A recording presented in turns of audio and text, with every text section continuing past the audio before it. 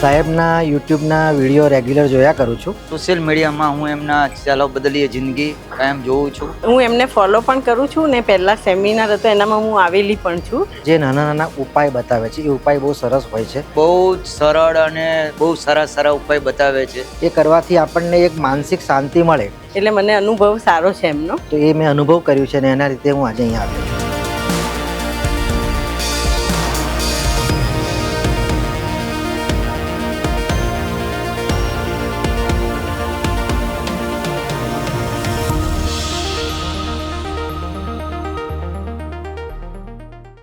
તો હવે આપણે એક એવો કિસ્સો જોઈએ. ઘણા બધા એવું વિચાર કરતા હશે આજે કે જે માણસ દૂર રહી છે, લંડન રહી છે, અમેરિકા રહી છે, એને કેવી રીતે સારું કરી શકાય? ત્યાં તો આવા ઉપાય થાય નહીં. તો એનો એટલો બધો સરસ અને એક મજબૂત ને પ્રમાણ સાથેનો કિસ્સો છે, અમે તમને બતાવીએ. એ બેનને હું આશીર્વાદ આપું છું, એમનો આભાર માનું છું કે એમને મને વિડીયો બનાવીને મોકલો, ઓડિયો મોકલો છે. એમના ફોટો આવ્યા છે, આપણે જોઈએ તમને ખ્યાલ આવશે કે લંડન અમેરિકા બેઠેલા માણસને પણ અહીંયા બેઠા બેઠા સારા કરી શકાય. આ મારી પાસે આ જે યંત્ર છે એ બાય યુનિવર્સ ચાલતી વસ્તુ છે. તો ત્યાંથી બેઠેલો માણસ જે રીતના રેકીને ચાલતું હતું, ધ્યાનનું જે હતું, એ માધ્યમ આજે વિજ્ઞાનની સાથે જોડાઈને ચાલે છે અને એના આપણે સારામાં સારા પરિણામ લઈ શકીએ છીએ. બરાબર? તો સ્ક્રીન પર જુઓ. નમસ્તે, જય શ્રી કૃષ્ણ. મારું નામ કલા મિસ્ત્રી. હું હાલમાં લંડનની રહેવાસી છું. હું જ્યારે હરિવર્ધનભાઈ પાસે આવી ત્યારે 2023માં મને યાદ છે કે જાન્યુઆરી, ફેબ્રુઆરી કે માર્ચ હશે એવું કંઈ.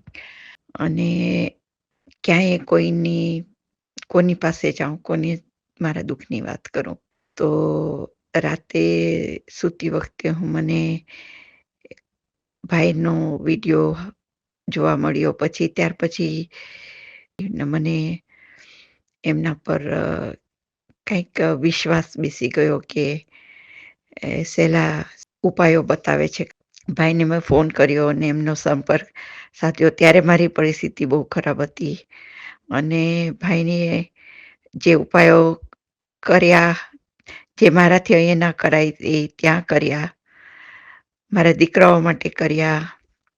તો મને તરત જ પરિવર્તન દેખાવા માંડ્યું. મારા દીકરાઓને જે લોકોનું ટેન્શન હતું અને પછી જે ભાઈઓ ઉપાય કર્યા પછી મને જે પરિવર્તન દેખાયું. અને એક મોટામાં મોટી પરેશાની હતી કે મારા મોટા દીકરાને ત્યાં 5 વર્ષ થયા લગ્ન કર્યા ને પણ એમને ત્યાં સંતાન ન હતું. અને 2-3 વાર જે એમને નિષ્ફળ ગયા પ્રયાસો. અને ભાઈને જ્યારે મેં વાત કરી તો એમણે જે કહ્યું ને એ બીના બની ગઈ હતી ઓલરેડી. જે ભાઈએ કીધું કે આ બનવાની શક્યતા છે તો એ બીના બની ગઈ હતી. એટલે એનાથી મને વધારે વિશ્વાસ આવ્યો કે ભાઈ બરાબર એમનું he knows his craft. He is very very knowledgeable. તો આજે મારા દીકરાને ત્યાં બાળકી છે અને તંદુરસ્ત છે. અને એ બધું થયું 23 ને આપણે અહીંયા 25માં છે, 2 વર્ષમાં. એટલે મારે ભાઈનો ખૂબ ખૂબ આભાર. અને હું ભાઈને ફોન કરું તો મને ગમે ત્યારે મારીથી વાત કરી શકાય છે. એમના સ્ટાફ એટલા હેલ્પફુલ છે કે હું એમને પૂછું કે, કારણ કે હું લંડનથી ફોન કરું તો મને ત્યાંનો ટાઈમનો ખ્યાલ રાખવો પડે, ઇન્ડિયાના ટાઈમનો ખ્યાલ રાખવો પડે. ભાઈની સાથે ખાલી વાત કરવાથી મારું 50% મારું દુઃખ દૂર થઈ જાય છે. અને આજની ઘડીમાં અમારી રિલેશનશીપ ભાઈ બહેનની બહુ જ સખત સારી છે. અને હજી બી મારે કોઈક બી મને કઈ સમસ્યા હોય તો ભાઈ મને આજે બી મને મદદ કરે છે. એ માટે હું ખૂબ ખૂબ આભારી છું ભાઈની. Thank you. હવે આ બેન લંડન છે, બરાબર? તમે સાંભળું. એમના 2 દીકરા છે, એક વહુ ને બેન સાથે એના મિસ્ટર સાથે. એના મિસ્ટર એક્સપાયર થયા પછી એ લોકો એકલા થયા. ઘર ખાલી કરવું પડ્યું, બીજાના ઘરે જઈને રહેવું, એટલે એમના મમ્મીના ઘરે જઈને રહેવું પડ્યું, રહ્યા થઈ ગયું. હવે એમનો મોટો દીકરો છે લગભગ 45 વર્ષનો, અને વહુ છે 43 વર્ષના. 43 વર્ષની ઉંમરે સ્ત્રીને બાળક નથી. ડાક્ટરી ભાષામાં તો લગભગ શક્યતાઓ પૂરી થઈ જાય. બરાબર. હવે આ બેનનો પ્રશ્ન હતો કે ભાઈ એ લોકોની સ્થિરતા તો આવે પણ આ બાળક પણ મળે. હવે એ લોકો લંડન છે, હું અહીંયા છું. જો હું જરાક પણ કોઈ વસ્તુને ઢાંકીશ નહીં, બરાબર, એકદમ સ્પષ્ટ કહીશ. મેં એમની સાથે જે વાત કરી તે મેં એમને કીધું, મેં કહું બેન અશક્ય વસ્તુ તમે શક્યતામાં માંગો છો, કઈ રીતે આપવી મારે તમને? તો કે સાહેબ તમે જે કરો તે પણ મને આમાંથી બહાર કાઢો. દીકરાઓને કામ ધંધો મળે, દીકરીને હવે એમની જે વહુ છે ને એ એટલું બધું ભણેલા છે કે એને આપણી ફોરેન એમ્બેસીમાં નોકરી મળે એવું ભણતર છે. દીકરી પાસે નોકરી જ નહીં હતી, દીકરીને નોકરી મળી ગઈ. તે પણ ક્યાં મળી? લંડન એમ્બેસીમાં. ઓકે. હવે બાળકનો પ્રશ્ન, બાળક તમે જોઈ લીધું. હવે 43 વર્ષની ઉંમરે એ ઉપાય કરવા, એક પણ દવા ખાધા વગર કે કોઈ બીજી ટ્રીટમેન્ટ વગર ને બાળક આવવું બહુ મોટી વાત છે. હવે આ જે ઘટના છે ને હું તમને કહી, કદાચ ઘણા બધા આમાંથી એવા 50% લોકો હશે કે જેના મગજમાં આ વાત નહીં ઉતરે, પણ આ સત્ય હકીકત છે. એમના દીકરાની કુંડળીમાં કેતુનો દોષ છે, 6થા સ્થાનમાં ચંદ્રમંગલ. બાળક નહીં થાય. ઓકે. હવે આ કૂતરો, કેતુનો દોષ, કૂતરો. આ બેન હાથે મારી કન્ડિશન હતી કે તમને બાળક જોઈએ તો તમારે કૂતરો પાડવો પડે. એમને કૂતરો પાડ્યો, બાળક રહ્યું, બાળક જન્મ્યું. આ વસ્તુ બની ને બાળક લગભગ 3 મહિનાનું થયું ત્યારે ડોગને કેન્સર થયું. આજે આ ડોગ એમની સાથે નથી. તો આ એક ટ્રાન્સફર જે થઈ ઓરા, કેતુની જે જરૂરિયાત હતી, પેલી બાજુ કેતુનો દોષ હતો. કૂતરો આવ્યો, બાળક આવ્યું, કેતુ આવી ગયું, સંતાન આવી ગયું, સંતાન કેતુ છે, કૂતરો કેતુ છે. કૂતરાની ઓરા હતી તો એને મળ્યું, પણ બાળક આવી ગયું, કેતુ મજબૂત થઈ ગયો ને કૂતરો ચાલી ગયો. આ ઘટનાથી એમને તો આજે બાળક છે. તમે અહીંયા સાંભળો જ, યુટ્યુબ પર બી સાંભળવાવાળા ઘણા લોકો કહે છે કે શક્ય નથી, પણ આ વસ્તુ થઈ અને આ અમે કરી શકીએ છીએ. બરાબર. મારે ત્યાં આજે લગભગ 37 વર્ષથી કૂતરા છે. મારું ઘર કૂતરા વગર ના રહે. મને ખબર છે મારા ઘરમાં બી કેતુનો દોષ છે, તો મારે તો રાખવું જ પડે, ચાલે જ નહીં. નહીં તો મારું એક બાળક ચાલ્યું જાય ને હું એ જવા ના દઉં. તો આને સમજવાનું છે. બરાબર. આટલી સરસ અસર જો લાલ કિતાબ આપતી હોય ને પછી આપણે ભટક કરીએ તો કોઈ મતલબ નથી. હું નથી ભગવાન વિરોધી, નથી કોઈ ગ્રહનો વિરોધી, નથી કોઈ બ્રાહ્મણનો, કોઈ સંતનો, કોઈનો નહીં. પણ અંધશ્રદ્ધા અને ખોટા કર્મથી જો આપણે દૂર રહીએ તો આપણા જીવનમાં ઘણી બધી બદલાવની પરિસ્થિતિ આપણે જાતે ઊભી કરી શકીએ છીએ. ઘણા બધા એવા પ્રશ્ન આવે છે કે સાહેબ લંડન, અમેરિકા, ઓસ્ટ્રેલિયા, ન્યૂઝીલેન્ડથી તમને આ કામ મળે, કઈ રીતે થાય? તો એનું થોડુંક નોલેજ અમે તમને આપી દઈએ. જો આ બહારના આવે છે, આ ફોટો આવે મારી પાસે, એ ફોટો પરથી થાય. બરાબર. આ વ્યક્તિની કુંડળીમાં બુધ નબળો છે તો આપણે લીલા કપડામાં લીલા મગ બાંધીને એના વજન પ્રમાણે, એના બુધની ડિગ્રી પ્રમાણે આપણે લીધા છે, એને ઓવારીને અને મંદિરમાં દાન કરીશું. તો બુધની ઓરા એમની પાસે આવે ને એમનો બુધ મજબૂત થાય. હવે બુધ મંદિરમાં દાન કરવાનો છે અને પાણીમાં વહાવવાનો છે. 2 રીત આવે બુધની. તમારી કુંડળીમાં બુધ નબળો છે તો બુધનું દાન કરો. લીલા મગ, શાકભાજી, ફળફળાદી, લીલું વસ્ત્ર, નાની નાની દીકરીઓની સેવા, આ બધા બુધના ઉપાય છે. તો એનાથી તમને બુધની ઓરા મળશે. મંગળ ખરાબ છે અને એને આ ખરાબ મંગળની, બરાબર, આ ઓવારીએ છે, આ પોટલીમાં રેવડી છે લાલ કપડામાં બાંધેલી, ઓવારી ખોલીને પાણીમાં પધરાવી દો. ખરાબ મંગળ સારો. ઘણાને એવો પ્રશ્ન આવે કે ભાઈ ફોટો પરથી શું થાય? હવે હું એમ કહું કે ભાઈ આ લીલો કલર છે તો છે ને લીલો કલર, હે કેમ? લાલ છે, લાલ એની ઓળખ છે, બરાબર? તો લાલને લાલ જ કહીશું, લીલો તો નહીં જ કહીએ. તો આ જે ઘટના છે ને એને આપણે સમજવાની. જો આ ગોલ બોક્સ છે,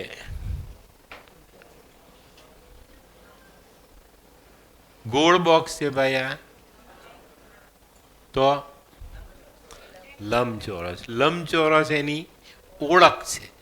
તો કલર્સ, આકાર, એમાં એની ઓળખ છે. તો એની પરથી આપણે કામ કરી શકીએ, બરાબર? હવે બુધ, દુનિયાના બધા ગ્રહ ગોળ ને બુધ લંબગોળ.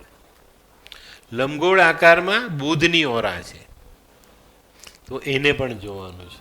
જો હવે આ શરીરમાં છે ને મંગળ બુધની યુતિ હોય તો આપણા શરીરની નસોમાં બ્લોકેજ આવે. તો એ બ્લોકેજને કઈ રીતે ખોલાય તેનો ઉપાય.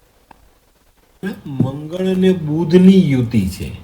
મંગળ લોહી છે, બુધ નસ છે. આ બે જ્યારે ભેગા થાય છે ત્યારે માનવીના શરીરમાં બ્લડના ક્લોથ આવે, બ્લડ પ્રેશર આવે અને ઘણા બધા લોહીને લગતા રોગ થઈ શકે, નસોને લગતા રોગ થઈ શકે. તો આ જે લોટો તમે જુઓ છો એમની પરથી ઓવારી મંગળ અને બુધની ઓરા આ લોટા સાથે જોડાય અને પાણીમાં પધરાવવાનો આવે છે. હવે આ જે ઘટના છે ને આનો આવા કિસ્સા મારી પાસે બહુ આવે. પેલા સ્નાયુ સ્ટીપ થઈ જાય, દિમાગમાં કંઈક આવે. હવે અત્યારનું ડાક્ટરનું કેવું છે કે ભાઈ માથામાં ફોલ્લો થાય, અંદર બ્રેઇનમાં નજીકમાં કંઈક ગાંઠ આવી, ટીશ્યુ આવ્યો, કંઈ બ્લોકેજ આવ્યું, એમાં તેમાં તો ઓપરેશન તો કમ્પલસરી.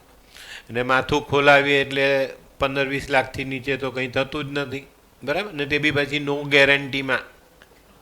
ગેરંટીમાં તો કંઈ જ નહીં. એ તો પહેલાં લખાવી લે કે ભાઈ તું મરી જાય તો મારી જવાબદારી નહીં.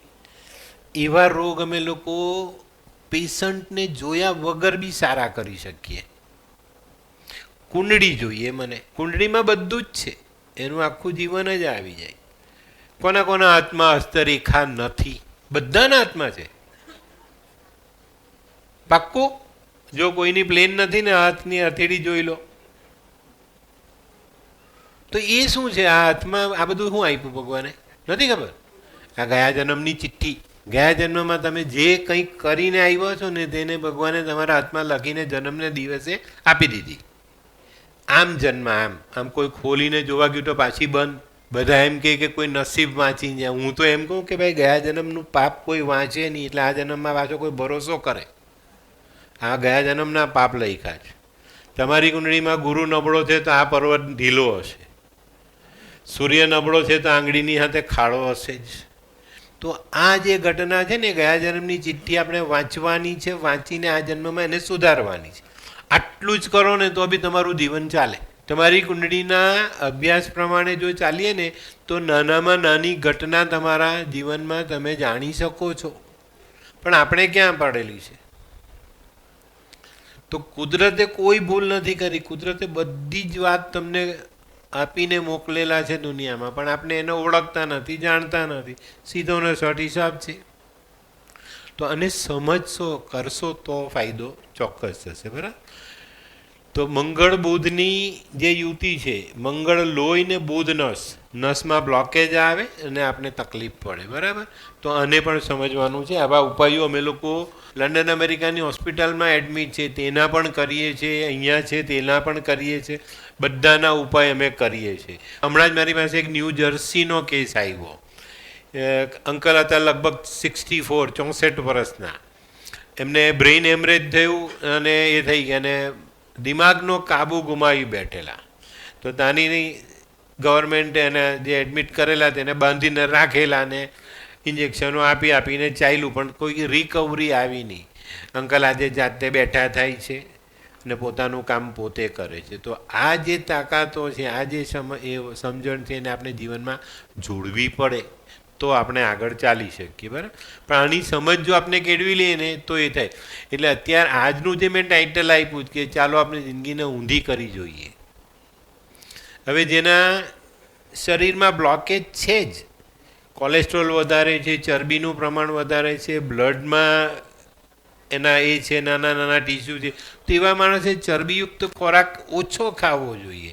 એ ડૉક્ટરની સલાહ પ્રમાણે કે અમારા ઉપાય પ્રમાણે ચાલવું જોઈએ તો ચોક્કસ ફાયદો થાય.